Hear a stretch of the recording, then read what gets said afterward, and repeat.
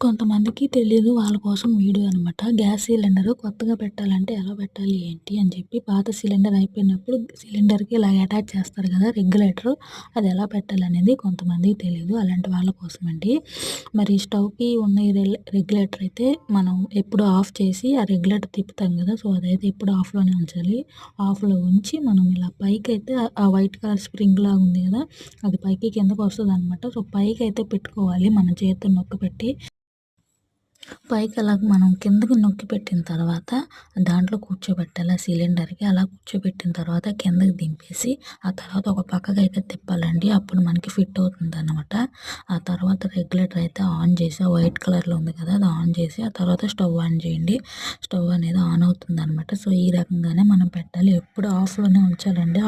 ఆఫ్‌లో ఉంచిన తర్వాతే మనం ఆ స్ప్రింగ్ రెగ్యులేటర్ కిందకి పెట్టాలి. అప్పుడే మనకి ఇది ఖచ్చితంగా అవుతుందనమాట.